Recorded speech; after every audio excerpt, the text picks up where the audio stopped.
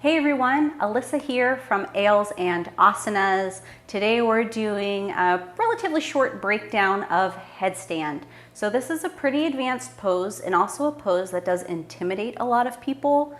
It looks pretty cool when you see it on pictures on Instagram, or maybe it's something that you want to try but it makes you nervous. So we're going to break it down for you a little bit. Know that it's okay that you're probably not going to nail it the first time. Also know that it's okay if you prop yourself up with a bunch of pillows or move over to a wall to give you some support. In fact, I really encourage that if it's new to you or your first time practicing. So there's a couple things to think about when we are doing headstand. It is an inversion, so that means that your hips are above your heart. It also means that your vision is flipped upside down. And it means that the blood is rushing through your body. So these are all really great beneficial things for your body, but there is a lot happening. That's actually one of the reasons I love inversions, because all of that is happening. You're not thinking about anything else except being in the moment in that pose. You're not thinking about your grocery list. You're not thinking about walking the dog. You are there in the moment, working on your body, thinking about your breath. So here's some tips and tricks that should help you. So number one, again, if you need to move towards a wall, move towards that wall. It will eliminate a lot of the fear of falling over, or maybe move over to a couch or prop yourself up with some comfy pillows. Number two, we want the elbows to maintain shoulder distance. So touch your hand to the opposite elbow. That's as wide as you want your arms to be. If you start letting the elbows go out, it widens your base, and that helps you to kind of tumble and lose control. So if you're all the way out here, you have less control versus hugging those elbows in and staying strong through the shoulders. So try to keep that in mind. Good. Number two, the weight in a headstand is actually not very much in your head. It's going to be based in your arms, and that's where we're going to want to root down. So I like to interlace my fingers and plant those forearms down on the mat. So when we root down through our forearms and lift out of the shoulders, that keeps us nice and strong to take the pressure off the top of your head.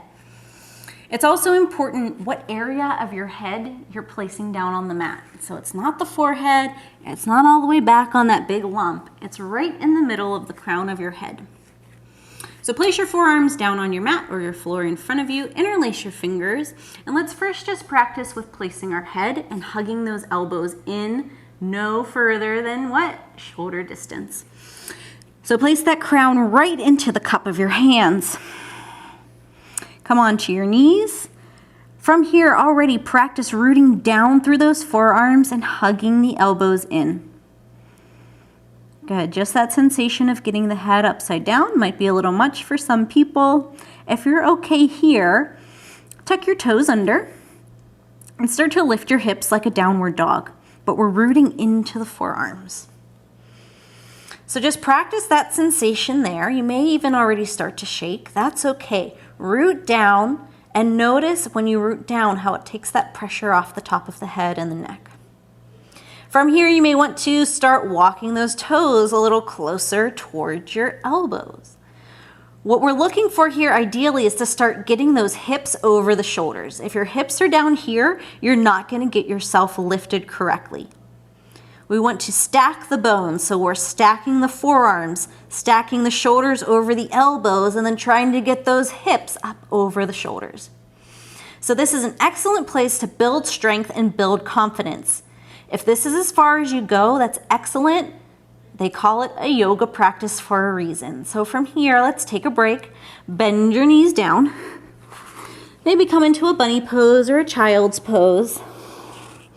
Regulate your heartbeat and regulate your breath.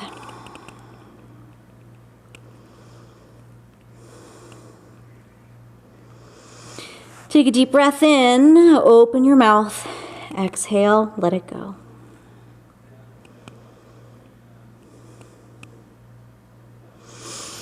So stay there as long as you need to, catch your breath.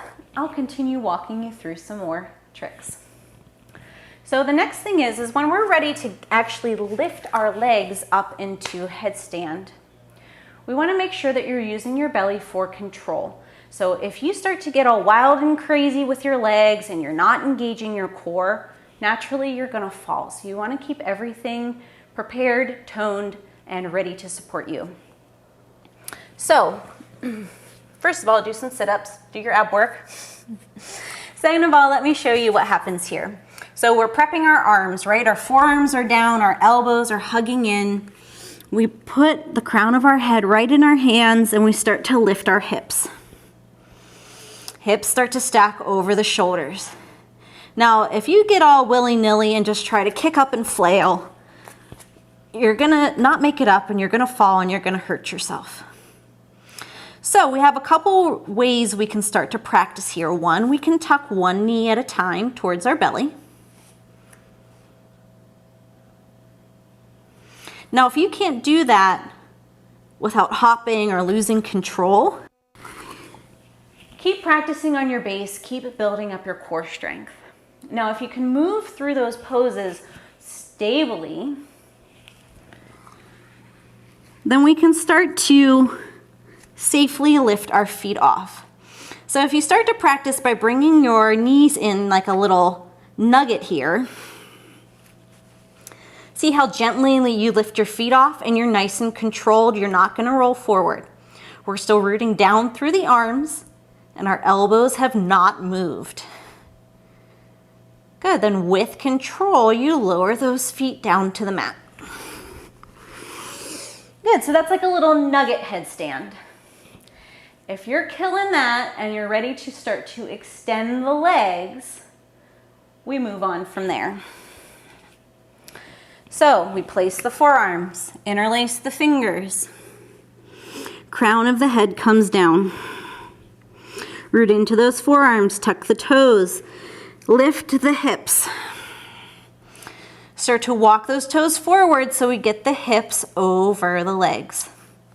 Extend one leg at a time. Draw your belly towards the spine. With control, start to lift the other foot. And once both legs are up, squeeze those legs together. Squeeze those glutes. We're rooting down through the forearms, hugging the elbows in. Point your toes. Shoot energy out through your legs. Then, just like we do coming up, one leg at a time with control, lower one foot down, use that belly, lower the other foot down, and come into child's pose or bunny pose. Regulate your breath.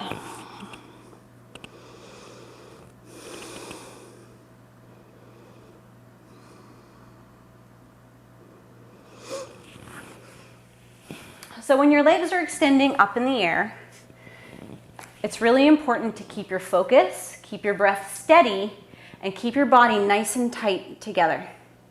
So go ahead, give it a try, maybe take some pictures and tag us. Let me know if you have any other questions.